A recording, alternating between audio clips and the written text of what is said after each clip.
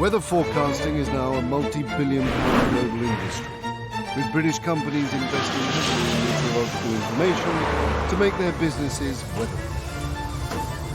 If we didn't get the weather forecast predicted right very, very quickly, you could have empty shelves and very disappointed customers. And one of the world leaders is the UK's very own Met Office. Weather forecasts really are essential to the running of the UK.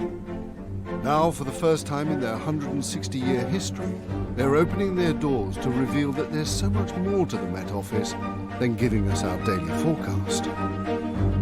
There is nothing that the weather really doesn't touch in everything that we do, because the weather is awesome. This time, hurricane-force wind is forecast to lash the UK. I've never done a hurricane before, and it is quite exciting.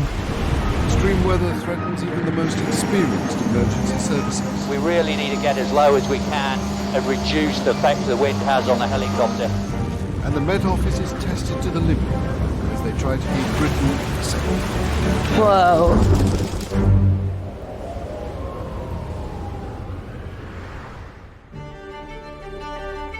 On the outskirts of Exeter stands the HQ of one of Britain's most vital intelligence services.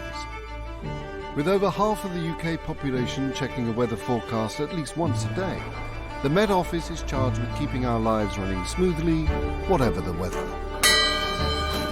Morning, everyone. Well, those of you who've been following the story this week will be aware that there's some stormy weather on the way. It's early January 2015, and Britain is about to be hit by the worst storms of winter so far. Over the next few days, the Met Office's forecast will be vital in saving businesses money and keeping the public safe. There's a very, very strong jet stream developing, which approaches 200 knots, 220 knots, in fact, by the time we get in tomorrow, which is exceptionally strong, but particularly windy up in northern Scotland.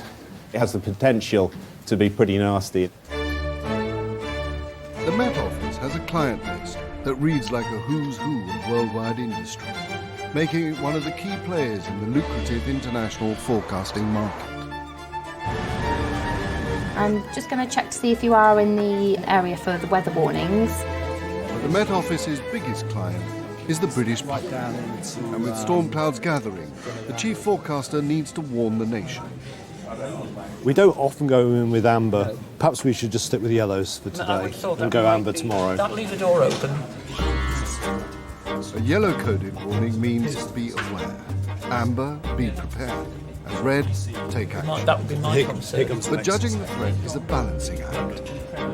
I'd be a little nervous about if we went up to amber straight away. The worst case scenario is that we put 2 ambers up and then have to withdraw 2 ambers. What's the status now? Are you all green at the moment? At green at the moment. So it seems a little bit from green to amber, but it seems a bit The chiefs decide to issue a yellow warning. But as the alerts could escalate, the press team needs briefing. When the warning is going to be out, sort of the next hour or so? Yeah. It looks like the northern half of Scottish mainland and the Northern Isles are the area that's most at risk for the most damaging gusts. The storms now pose such a severe threat to the country, the press team decides to take further action. They're doing all they can to make sure the public don't get caught out. Do you want this up sooner rather than later? The team's shooting a video for the Met Office's website, and with an average of 16 million hits a month, their site is the ideal place to get up-to-date information straight from the chief forecaster out to the public. Try, if you can, to repeat exactly what you say in the wide in the close-up. It's about giving trusted advice for the public to act on. You've got the voice of authority talking directly to the public about what weather we're expecting. As we head towards the end of the week, we are looking at a period of potentially very windy weather affecting much of the northern half of the UK. It pays to heed the warnings. If people are unprepared when the storm hits, the effects can be devastating. On the 28th of October 2013, St Jude's Day storm tore through the southeast, claiming 4 lives. Cornwall was virtually cut off in February 2014 as strong winds and high seas destroyed the rail line at Dawlish in Devon. Whilst in December 2013, the Scottish harbour town of Oban was deluged by seawater as it was battered by a storm at high tide. So when we came out in the morning, it was just like a big swimming pool in here. We had to shut for 5 weeks. The floor, all the furniture, everything had to be ripped out, everything had to be renewed. The Met Office predicts that Oban is just hours away from being in the thick of it again, set to be lashed by winds of up to 70 miles per hour. With both lives and livelihoods on the line, the local fishermen know to heed the warnings. Constant severe weather plays a great part on the livelihoods of fishermen in this neck of the woods. If the storm hits, it can affect more than the local population. Empty nets for just 7 days can force the price of fish to increase by up to 10%. When the weather comes up to about force 7, we stop earning money. That is as simple as that. Good afternoon, welcome to the Met Office. Tim speaking, how may I help you? With Oban and the rest of the country on alert, it's at times like this that the Met Office's public information hotline, the weather desk, sees a peak in calls and social media traffic. Yes, so a bit of a wet one, I'm afraid. Operating 24 hours a day, all year round, it allows the public to get a personalised forecast for their corner of Britain. Let's have a look. So for tomorrow, you doing anything nice or? We get everyone from finding out whether they should take their motorcycle to work and also about dressing their children in the morning. But for some of us, a simple forecast isn't enough. Good morning, Met Office. Johnny speaking. Hello, Johnny. How's my old mate? Ken from Peterborough has been passionate about weather since he was a child. And for over 10 years, he's called the Met Office at precisely 20 to 11, day in, day out. So, can you give me Wittering, the observations, 10 o'clock this morning? 10 o'clock. Sometimes if he hasn't been able to call in at that time, he will call later on in the evening, which throws you, because you expect him to call at his 20 to 11 time. Humidity is 99%. 99%, yep. Across the country, there's an army of keen hobbyists like Ken. 1.3. These weather watchers create precise forecasts for their specific street by combining the Met Office's local readings with their own. So that's my routine, is to check with them, just really to see how my information stacks up. Visibility is poor. So your visibility is poor, same as us. So, with his daily bespoke forecast, Ken can rest assured that the washing in his garden will never get soaked again. Right, well I better let you get on. You take care of yourself, Ken. Bye. These days, ways of contacting the Met Office extend beyond the humble telephone. With the storms gathering in the Atlantic, the Twitter feeds are alight with speculation and confusion. So far, people are just asking how strong the winds will be. I think for some people, they get a bit confused about the difference between the jet stream and what's happening at lower levels. Flowing 5 miles above our heads, the jet stream plays a key role in the weather we experience on the ground. It's this purple area here you can see, which is winds at 30,000 feet of over 200 miles an hour. And whenever you get a jet stream of that strength, there's a lot of energy, so you have got the potential for some very vigorous weather developments at the surface. The jet stream is a force of nature, the product of warm air from the south meeting cold air from the north. Winter is usually the period when we get strongest winds because there's warm tropical air moving up against increasingly cold polar air. As a result, we're getting a very strong jet stream going across the North Atlantic. Quite a few people asking if they'll be able to get back on their flight all right, and then some people asking if they can fly a kite, which of course our advice is probably not to do that. And when bad weather hits, it's not just the public that needs regular forecast updates. Weather impacts a range of different industries in a variety of different ways. So we provide services to aviation, renewables, marine and retail customers. Supermarkets invest a lot of money in weather intelligence from the Met Office and its competitors because the weather can have a huge impact on what we buy. The cold weather can really change people's buying habits. So at the moment we're looking at January being a healthy eating month with lots of salads being eaten, healthy foods. A cold snap now can really revert people into a comfort eating mode. A temperature change of just 3 degrees from the seasonal average can result in sales of some products going up by as much as 50%. So when you know disruptive weather is coming, that's when you have to react, because very often people will come out and panic buy bread, milk, veg, the staples that people need to see them through it. But the specialist forecasting teams do more than keep the shelves stocked. At the end of the day, weather forecasts help save lives. As an island nation, the sea plays an important role in our lives. 95% of all the imported goods in the UK come in by ship, and the UK fishing industry is worth over £2 billion a year. But the sea and weather are a deadly combination. At the Royal Navy's Search and Rescue Base at Caldros in Cornwall, access to constant weather data is used to keep us, the public, safe. Good morning, sir, gents. The time is 08:02. At the morning team brief, the effects of the incoming storms, turbocharged by the jet stream, are creating a list of flying challenges. A lot of warnings in force, as you can see. Gales, gusts, low cloud, hill fog, Q-names, icing, turbulence, hail, just up to the southern part of Ireland. The Royal Navy have their own meteorology department, who use information from the Met Office to generate their own forecasts. Winter is a challenge. Winter brings you fast-moving situations. At the moment, we have a very, very strong jet stream, which is making the low pressures move across very quickly. Makes it very difficult to fly. It's even difficult to open the hangar doors. Caldros is the largest helicopter base in Europe, and the team's called out more than 200 times a year, to everything from swimmers in trouble to stricken fishing vessels. And the current incoming bad weather offers them the perfect training opportunity.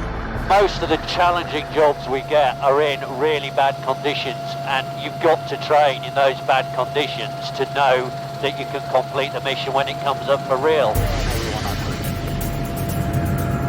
That's 8 degrees. They turn right, 320. It's the navigator's job to keep the chopper away from suddenly visible gusts and changes in wind direction, using the charts drawn up by the Met Department. Without them, the weather could take down the aircraft. Some of the strong winds that we've been having, the turbulence can bring an aircraft out of the sky. So what we need to make sure is that the aircrew are aware so they can make those correct decisions as to whether they can achieve the operation or not and whether they can remain safe.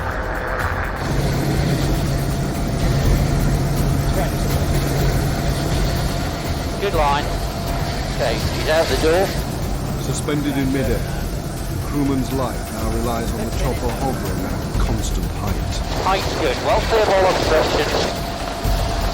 We really need to get as low as we can and reduce the effect the wind has on the helicopter. The weather intelligence has got to be right, as it points the navigator to the safest location for the transfer.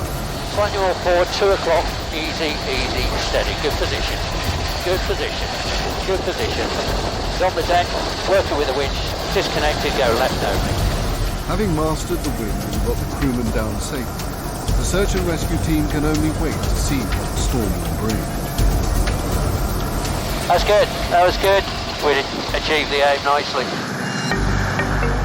Back at the Met Office in Exeter, the updated forecast is looking increasingly ominous. Things have moved on, and we're now looking out into the Atlantic at this developing area of low pressure, which you can see here just to the west of the UK. And just as we expected, that's very quickly deepening as it's hit the jet stream. We've got an amber warning in force for the far northwest and north of Scotland, but also we've got an amber warning now in force for the central belt of Scotland. With the warnings upgraded to amber, in Oban, the community are now battening down the hatches. The storm is due to hit the coast imminently. I will be back here if the wind comes up above 40 mile an hour. I'll be in and out most of the night, yeah. It's just part of life in this part of the world, you know. But will John's defiance and the town's defences be enough to see them through the storm? The Met Office are predicting that the biggest storm of winter so far is poised to hit the west coast of Scotland.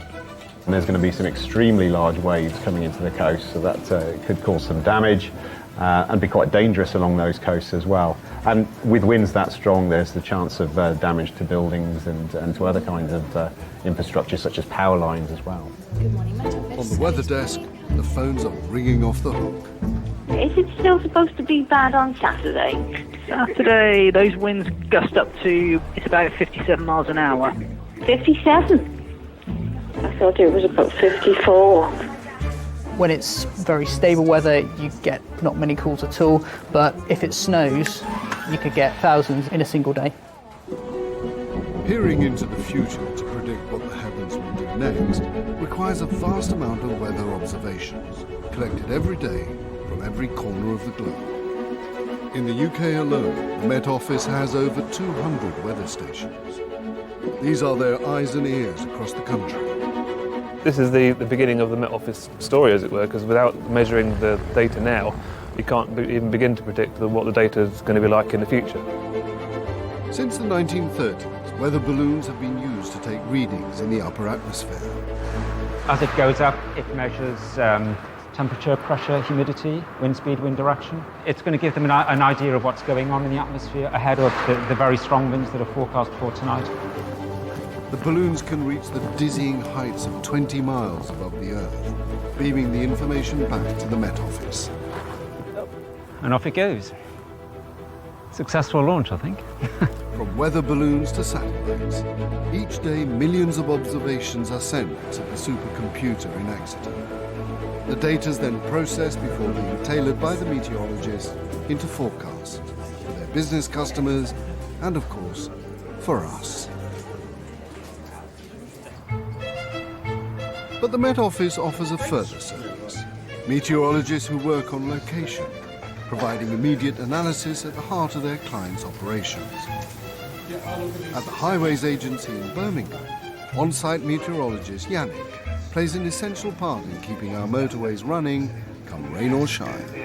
My role is to focus on the weather aspects and to pinpoint exactly where the risks of disruption are likely to be.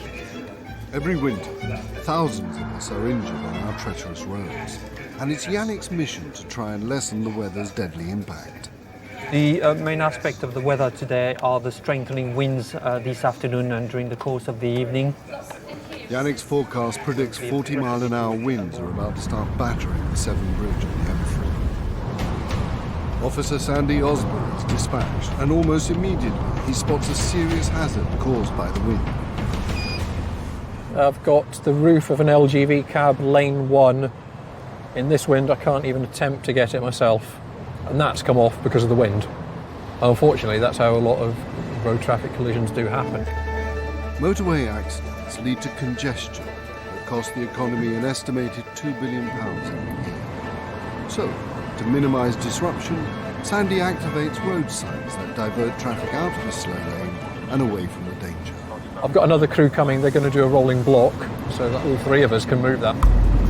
But for once, the wind is actually helping. Yeah, Tango 20, all copied. It is gradually manoeuvring itself onto the hard shoulder. It's nearly there, actually. When help arrives, the dangerous debris is sidelined. That's pretty damn wedged. I can't see anything moving that now.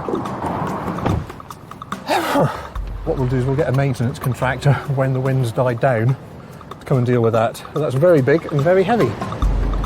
Sandy's quick response to Yannick's forecast has kept the M4 bridge open and the motorists safe. But with over 2,000 miles of motorway to look after, Yannick can't relax just yet. The main thing for us is to keep on top of things and making sure that the roads are kept safe. At the Met Office, it's been a day since warnings and video messages were released. The press team's reviewing the paper's coverage to see if the message has got out. What have we got? I'll take that. Oh, here we go. Storms up to 90 miles per hour set to batter the country by the weekend. They've directly quoted the video as well. We are on the front page of the Mirror. 250-mile-an-hour jet stream storm. See page 9. This is cool. It says what it is. I like that. Good piece of meteorology. I would say that's about the level that we would have expected.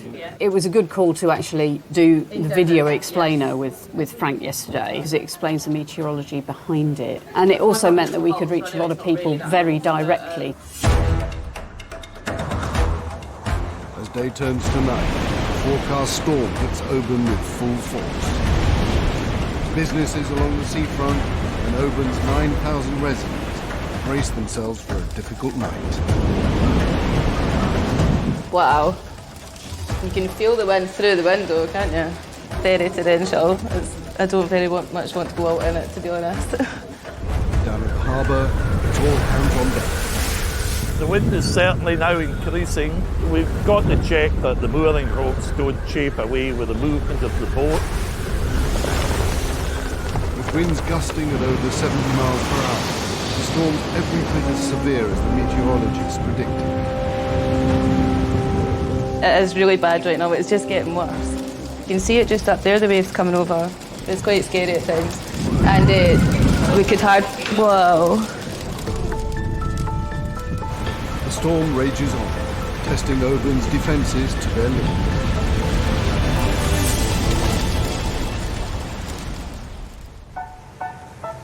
After a tough night, the clean-up has begun. John MacALISTER's late night ensured his fishing boat came through unscathed. And for DANICA, in the fish and chip shop, forewarned was indeed forearmed. The precautions they took last night have paid off. It turned out pretty bad, but thankfully we weren't as bad as the last time. So the sandbags definitely helped. It was good to be prepared this time, so I'm quite happy that I haven't come into such a mess. With damage kept to a minimum, the Met Office has succeeded in getting the warnings out and helping communities stay safe, whatever the weather throws at them. That's us. We'll be open at 11:30, back to business as usual.